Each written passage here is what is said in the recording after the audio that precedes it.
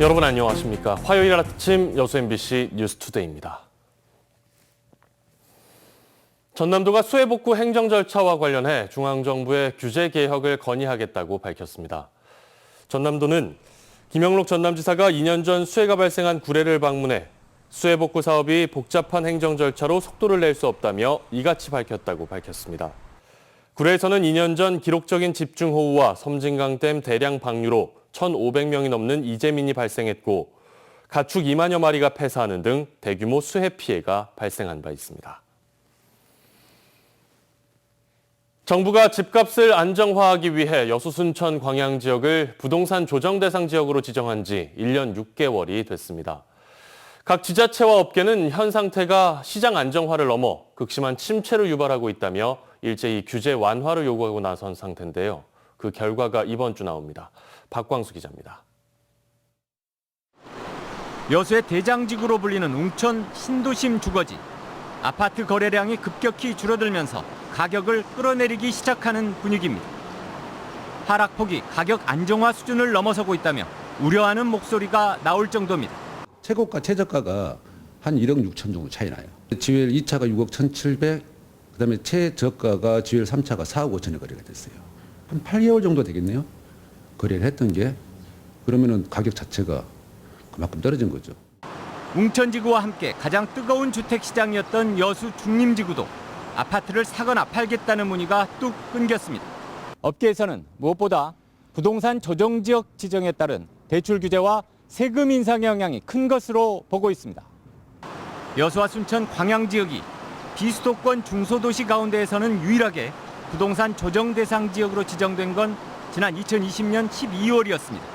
주택담보대출 비율이 제한되고 취득세와 양도세 부담이 늘어나는 한편 전매행위 제한 기간도 3년까지 확대되는 등 2중 3중의 규제가 적용된 지 1년 6개월. 이런 제약이 최근 시장 냉각기류와 맞물리면서 극심한 침체 조짐으로 이어지고 있는 겁니다. 지난달 30일 여수시를 시작으로 순천, 광양시 등 3개 시가 일제히 국토교통부의 조정 대상 지역 해제를 공식 요구하고 나선 배경입니다. 기존에 준공된 아파트들도 거래가 돼야 되는데 대출 규제 때문에 거래 자체가 지금 실종이 된 상태입니다. 그런 점들이 가장 커서 지금 해제 건의를 하게 된 겁니다. 현재 전남 동부 지역의 경우 시장의 양상이 확연한 데다 수치상 해제 요건을 모두 갖추고 있어 규제 완화 1순위로 꼽히는 상황. 하지만 전국 10군데 이상의 지자체가 동시에 해제를 요구하고 나선 데다 자칫 투기 심리를 자극할 수 있다는 우려도 여전해 규제가 이어질 수 있다는 관측도 나옵니다. 6개월 주기로 부동산 규제 지역을 조정하는 국토교통부의 주거정책심의위원회는 상반기가 마무리되는 이번 주 안에 열릴 전망입니다. MBC 뉴스 박광수입니다. 민선 8기 광양시가 광양세무서 유치에 적극 나설 방침입니다. 민선 8기 광양시장직 인수위원회는 최근 정인화 당선인이 순천세무서장을 만나 매년 증가하는 국세 행정 수요를 감안해 현 순천세무서 광양지서에 광양세무서 승격을 위해 적극 협조해 줄 것을 요청했다고 밝혔습니다. 또 광양시도 연내 광양세무서 신설이 최종 결정될 수 있도록 부지 확보, 행안부 조직 승인 등의 후속 조치에 적극 협조할 것을 약속했다고 덧붙였습니다. 고소 고발이 난무하는 상황에서 특히 경찰과 선관위의 수사와 조사는 그 어느 때보다 중립적이어야 합니다. 그런데 어떤 사건은 수사 진행 상황이 공개가 되고 또 어떤 사건은 공개되지 않는 이중성을 띠면서 경찰의 수사 행위 자체가 선거에 영향을 미쳤다는 지적이 나오고 있습니다. 양정은 기자의 보도입니다. 지방선거 열흘 전인 지난 5월 20일 경찰이 한 교육감 후보의 선거사무소를 압수수색했던 영상입니다. 선거관리위원회가 언론사에 제공했습니다. 동시에 후보자 육성이 담긴 녹취 파일도 첨부됐습니다. 선거법 위반 사건에 대해 신원, 지역 등에 대해 극도로 보완을 고집했던 선거관리위원회의 모습과는 180도 달랐습니다. 압수수색 영장 집행은 되게 전격적으로 이뤄져 언론 취재가 쉽지 않은데 압수수색 현장 영상을 언론사에 제공한 것 역시 이례적인 일입니다. 배경에 의문이 남습니다. 언론 보도를 통해서 그 내용을 국민에게 널리 알려 선거 범죄를 예방하고 공명선거 분위기를 만들기 위함입니다. 현 목포시장 배우자가 연루된 선거법 위반 사건, 현 목포시장 측에서 제기한 당선 무효 유도죄 사건, 현 목포시장의 기부행위, 업적 홍보 등 선거법 위반 사건, 그리고 민주당 목포지역위원회에서 불거진 목포 시민 8,000명의 개인정보 유출 사건. 6일 지방선거에 앞서 특히 목포경찰서는 중요 후보자와 관련된 사건을 대거 수사하고 있었습니다. 선거 과정에서 여러 차례 쟁점이 됐지만 경찰 손에 떠난 건 검찰로 송치한 이른바 새우 사건뿐. 신속한 수사가 이뤄지지 못하면서 의혹만 키웠습니다. 더욱이 수사 과정에서 모 단체장 후보자의 배우자가 경찰의 조사를 받으러 출석했다는 중요 수사 정보가 외부에 알려지기도 했습니다. 향후 사건 진행에 부담이 될 수 있기 때문에 그 수사 사항이 언론에 노출되는 것을 원하지 않고요. 원칙적으로 부서 과장 외에는 개별적으로 언론 접촉이 금지되어 있습니다. 지방선거가 끝났지만 선거법 위반 등의 수사는 계속되고 있는 상황. 여론과 무관하게 경찰은 공정하게 수사를 진행 중이라는 원론적인 입장만 되풀이하고 있습니다. MBC 뉴스 양정은입니다. 여수 국가산단 내 지하 배관 일부가 지리정보 시스템에서 누락됐다는 감사원 감사 결과가 알려지면서 시민들의 우려가 커지고 있습니다. 여수시가 산단 내 사회 배관망 정보를 체계적으로 관리할 필요성이 대두된 가운데 땅속에 묻혀있는 배관의 안정성에 대한 지역사회의 지속적인 관심과 감시가 요구되고 있습니다. 최우식 기자입니다. 사회 배관은 산단 내 공장들끼리 원료나 제품을 주고받는 관로로 정확한 위치를 파악하지 않고 굴착 공사를 할 경우 대형 사고로 이어질 가능성이 높습니다. 특히 대부분 위험물을 이송하는 데다 20년 이상 된 것도 많아서 부식이나 노후화도 심각합니다. 이런 지하 배관망이 울산 산단에는 3,000km가 훨씬 넘고 여수 산단에도 680km에 이릅니다. 여수시는 지난 2003년 45억 원의 예산을 들여 여수 산단 사회 배관망 정보를 한데 모은 지리정보 시스템 GIS를 구축했습니다. 그런데 최근 감사원 감사 결과 19개 배관 27km가량이 자료에서 누락돼 위치 파악이 안 되는 것으로 지적됐습니다. 과거에 2003년부터 GIS 데이터를 구축을 해가지고 운영을 하다가 아까 말씀드린 업데이트라거나 이런 부분이 좀 부실하게 좀 진행이 되고 또 그 회사들로부터 우리 GIS 관리를 하는데 그 제출 의무 등이 이제 명확하지 않아가지고 이제 누락이 좀 된 부분이 있었습니다. 누락된 27km 가운데 17km는 이송물질 변경 등의 이유로 누락된 것이 확인됐고 나머지 10km의 관로 정보를 찾고 있는 중입니다. 현재 여수 산단에서는 연평균 86차례 정도 굴착 공사가 진행되고 최근 5년간 430여 건이 집중적으로 이루어졌습니다. 여수 산단 내 사회 배관, 특히 지하에 대한 관리가 절실한 이유입니다.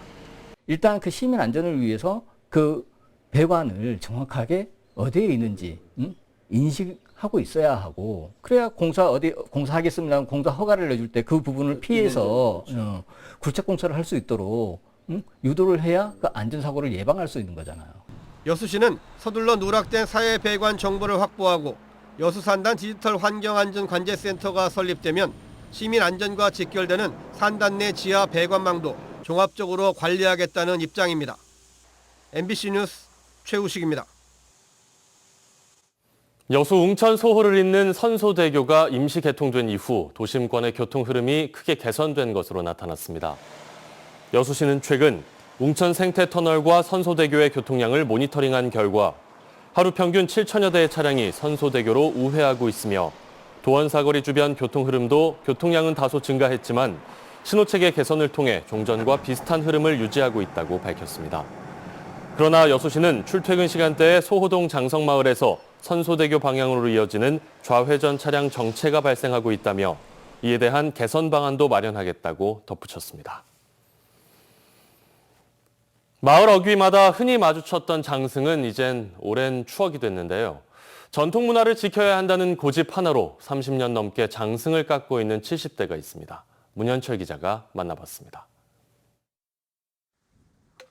망치가 끈을 칠 때마다 죽은 통나무에 생명이 되살아나기 시작합니다. 거대한 몸집, 무서우면서도 익살스러운 표정의 얼굴이 새겨집니다. 예부터 마을이나 절 어귀에 세워져 수호신과 이정표 역할을 했던 장승입니다. 정덕근 선생이 장승 깎기에 나선 것은 30여 년 전.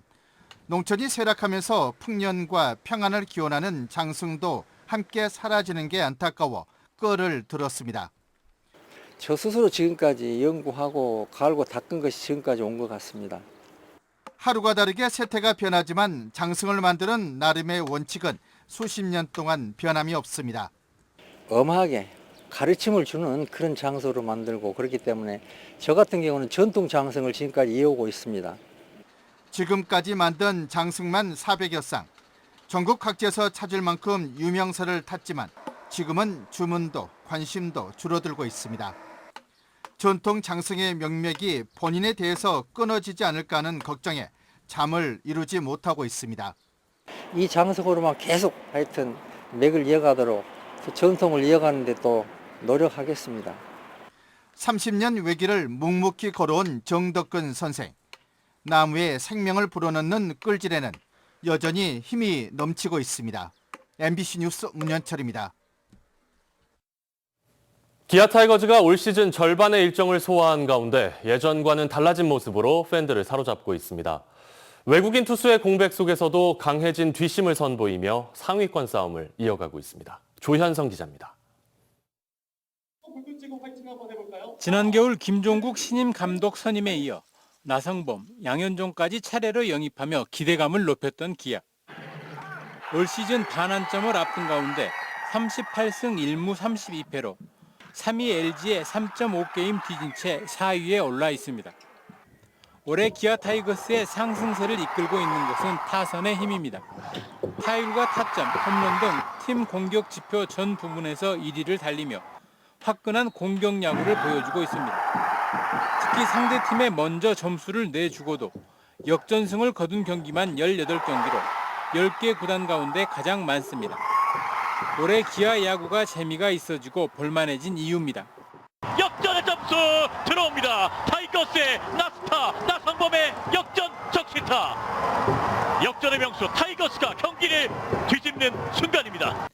외국인 투수의 부상과 부진 속 6월 한 달 힘겹게 5할 승률을 유지하고 있는 기아는 이번 주 또다시 시험대에 오릅니다. 주중에는 서울 고척돔에서 2위 키움과 주말에는 인천에서 선두팀 SSG와 맞붙습니다. 올 시즌 키움에는 상대 전적에서 5승 4패로 앞서고 있고 SSG에는 1승 5패로 약한 모습을 보여줬습니다. MBC 뉴스 조현성입니다. 올여름 연안의 수온이 평년보다 1도가량 높을 것으로 예상되면서 적조 피해 발생이 우려되고 있습니다.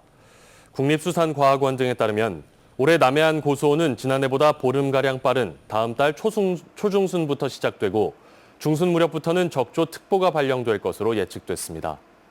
전라남도는 어업인들과 만나 가두리 양식장 사육관리 지도, 어업인 자율방재단 구성, 양식수산물 재해보험 가입 등의 대책을 논의했습니다. 광양시가 자가 품질 검사를 실시하지 않은 관내 식품 제조 가공업체를 적발해 제조 정지 행정 처분을 내렸습니다. 광양시가 전국 대규모 점포 또는 프랜차이즈 카페 등으로 납품하는 관내 식품 제조 가공업체 64개를 대상으로 지난 4월부터 2달여 동안 위생관리 등급 평가를 실시한 결과 자가 품질 검사 미실시 3개소를 적발해 제조 정지 명령 3개월 행정 처분을 내렸습니다. 시는 이번 위생관리 등급 평가가 제조업체들의 효율적인 위생관리를 유도하고 자율적 위생관리 수준을 향상시키는 데 도움이 될 것으로 기대하고 있습니다. 지난해 전남에 온 귀농인이 관련 통계를 낸 2013년 이후 가장 많았던 것으로 나타났습니다.